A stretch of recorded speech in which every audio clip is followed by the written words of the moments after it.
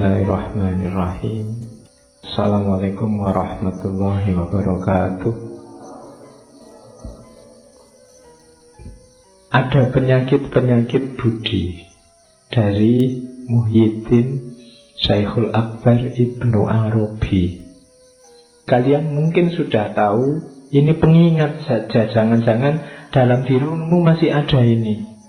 Nabi Muhammad itu kalau dalam sirah itu 3 kali beliau dibersihkan dari penyakit-penyakit ini.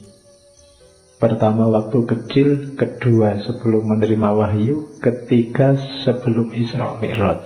Didatangi malaikat, dibersihkan batinnya. Nah, kalau kita harus membersihkan sendiri.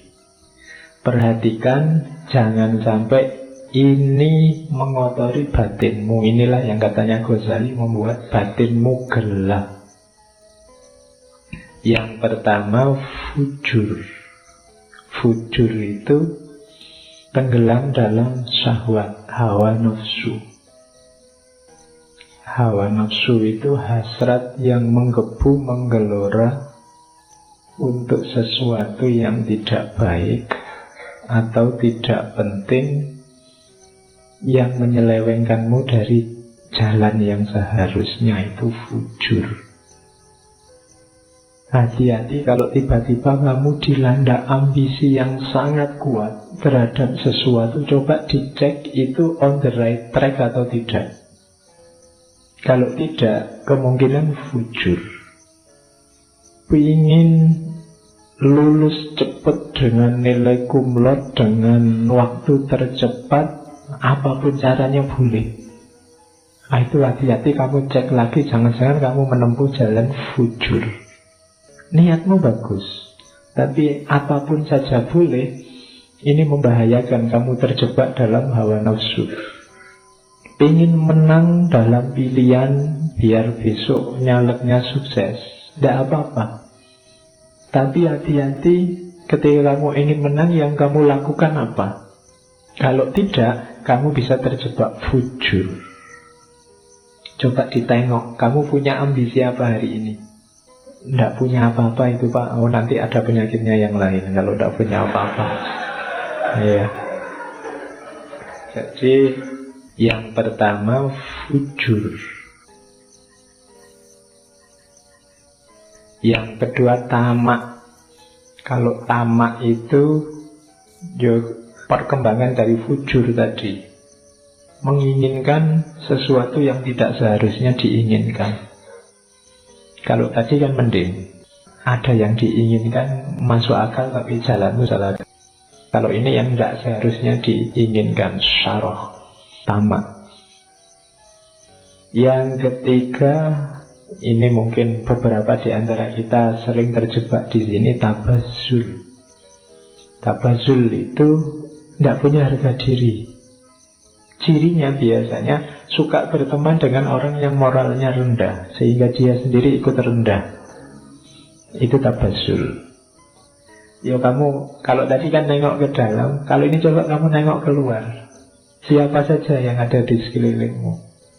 Karakter orang seperti apa di kiri kananmu? Yang di dalam ada fujur, ada syarah. Yang di luar jangan-jangan ada tabazul tadi. Terus syafah. Syafah itu mudah tersinggung, mudah marah, mudah mencaci. Hari ini syafah ini kelihatan mungkin tidak dari mulutmu, tapi dari postingan-postinganmu, update statusmu. Mudah tersinggung, mudah marah, mudah mencaci orang lain. Terus khorq.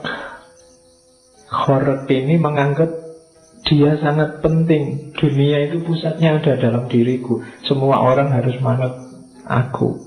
Itu khorq. Pokoknya akulah yang paling utama, akulah yang paling penting. Selalu yang dipikirkan kepentingannya sendiri.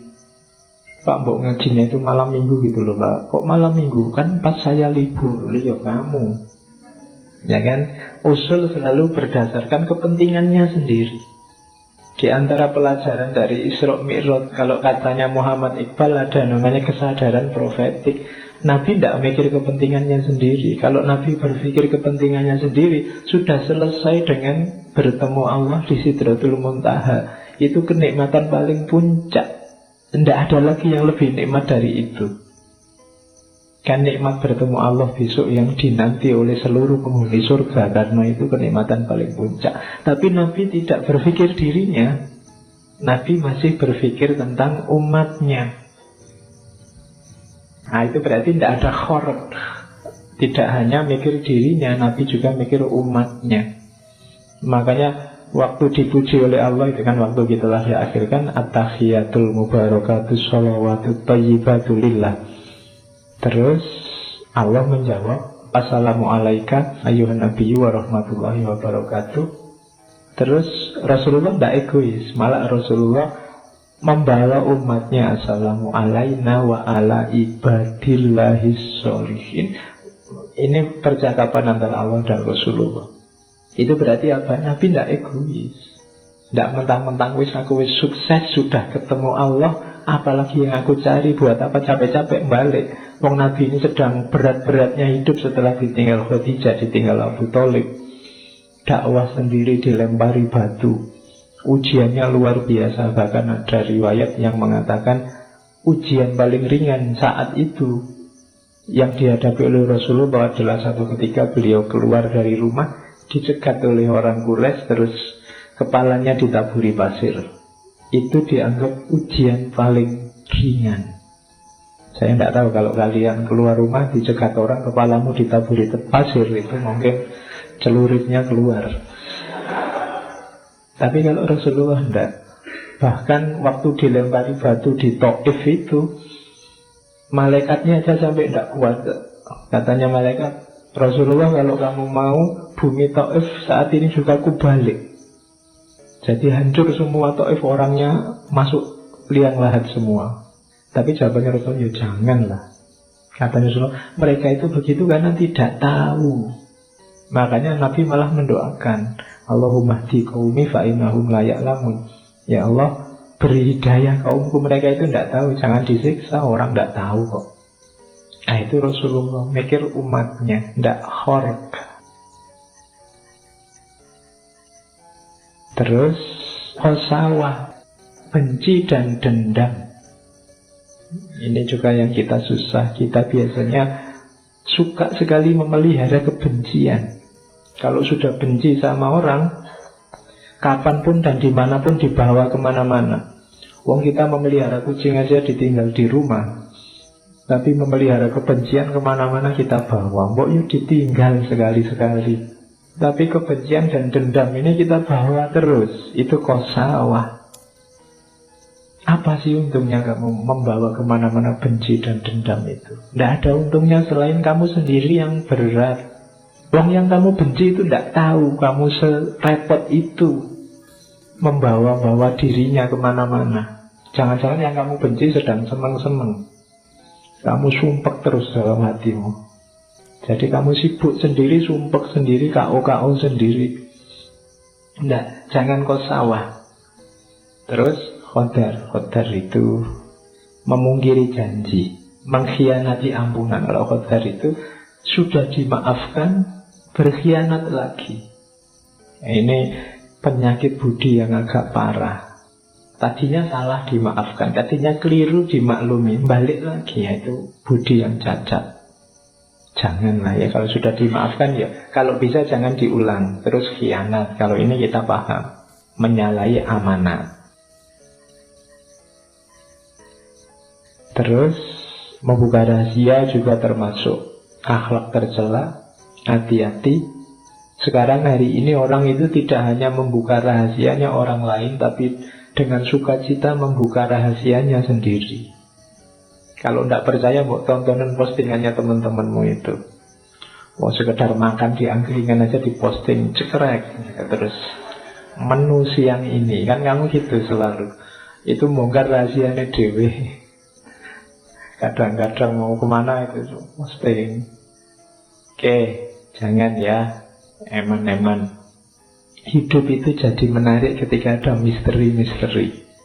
Kalau terbuka 100% itu tidak enak. Kalian yang punya pasangan, perhatikan rumus ini.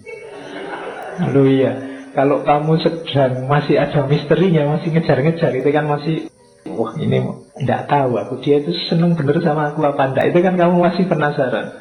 Tapi begitu diterima, selesai, tidak menarik lagi, sudah selesai. Jadi biarkan dirimu ada misteri-misterinya dikit gitu loh. Jangan terlalu diobral. Jadi itu rumusnya. Jangan langsung diiyani kalau dikejar. Rada dikasih PHP dikit-dikit tidak apa-apa. Biar penasaran ngejar-ngejar. Meskipun besok sudah jadi, usahakan masih ada yang dikejar-kejar, ada yang misteri. Bahkan agama itu menarik sampai hari ini. Itu karena masih banyak misterinya. Bahkan kamu penasaran yang bunuh diri jadi teroris itu ketemu bidadari bener apa enggak. Itu kan misteri-misteri. Itu yang sampai hari ini orang masih. Kalau terbongkar semua misterinya itu bisa gawat. Besok orang, kalau surga cuma kayak gitu, tak bikin sendiri surga sekarang, bisa begitu. Tapi justru agama itu membuat kita terikat karena banyak misterinya. Oke. Jadi jangan mudah membongkar rahasia dirimu sendiri atau rahasianya orang lain. Terus takabur ini pasti. Biangnya semua kerendahan budi itu kesombongan. Kemudian khobas, niat jahat, niat saja kalau bisa jangan. Awas kau, hati-hati. Enggak usah begitu. Itu sudah niat jahat. Lihat saja 3 tahun yang akan datang. Tidak usah pakai begitu. Khobas namanya. Tidak usah niat jelek. Bahil juga jangan. Juben, pengecut, jangan. Pengecut itu tidak berani ngambil resiko. Hasad, ini kita sudah tahu. Jelek hatinya. Ingin orang lain susah. Kalau ada orang lain senang, dia sumpek. Itu hasad. Susah lihat orang lain senang, senang lihat orang lain susah. Itu berarti hasad. Hari ini tidak sadar kita sering hasad. Khususnya pada orang yang beda dengan kita. Termasuk yang beda pilihan dengan kita. Kalau kubu sana jelek, alhamdulillah. Iya kan? Kamu kan gitu setengahnya. Oh bener toh? Nah kamu mesti gitu. Itu namanya senang lihat yang lain jelek. Dan susah kalau lihat yang lain baik. Sebenarnya diam-diam di hatimu ada rasa hasud. Dan kita disuruh berdoa untuk berlindung dari orang-orang yang hasud ini. Di surat Al-Falaq. Wa min syarri hasidin idza hasad. Karena orang hasad ini merugikan dalam hidup kita. Yang selanjutnya jasa. Jasa ini kayak juben. Tidak berani susah, tidak berani menghadapi resiko. Nah, yang tadi saya bilang males-malesan itu juga penyakitnya budi. Namanya sawirul himmah. Keinginanmu apa? Cita-citamu apa? Tidak tahu Pak, saya mengalir saja. Nah ini penyakit budi juga. Ya kamu harus tahu, hidup itu dalam kuasamu. Jangan mengalir saja. Arahkan ke yang baik-baik sesuai yang kamu tahu. Lakukan yang bagus-bagus sesuai keinginanmu. Jangan sohirul himmah. Harus punya target. Syukur-syukur lengkap. Jangka pendek saya ingin ini, jangka panjang saya ingin itu, jangka menengah saya ingin ini. Itu lebih bagus. Ada himmah. Untuk urusan agama Pak, saya ingin 5 tahun ke depan saya sudah bisa rajin sholat tahajud, hafal surat Yasin bisa. Nah, itu namanya target. Kalau untuk urusan studi saya ingin 2 tahun lagi lulus, karena kalau enggak mesti DO. Nah, terus untuk ya caranya begitu. Jangan sohirul himmah. Tidak punya karep. Kelemahannya anak muda hari ini banyak yang tidak jelas. Cita-citanya apa, keinginannya apa. Dan yang terakhir al-jawr. Kalau ini berlebihan, ya baik sih, cuma apa-apa itu ada kadarnya. Harus tahu takarannya. Jangan over. Semua yang over itu jelek. Termasuk kebaikan. Ada beberapa kebaikan yang kalau over ya jelek. Islam itu suka keseimbangan. Nabi Muhammad itu mengkritisi kalau ada sahabatnya yang sholat terus, ibadah terus, itu dimarahi sama Nabi. Yo sholat, yo istrimu diopeni, ya kerja. Jadi imbang antara dunia akhirat. Keseimbangan ini menunjukkan bahwa kita jangan berlebihan. Akhirat ya, dunia ya. Oke, jadi ini penyakit-penyakit budi menurut Ibnu Arabi yang dikutip oleh Hamka. Jadi cara paling gampang untuk belajar budi ya cari penyakitnya. Oke, alhamdulillah. Saya akhiri sekian, kurang lebihnya mohon maaf. Wallahul muwaffiq, wallahu a'lam bissawab. Wassalamualaikum warahmatullahi wabarakatuh.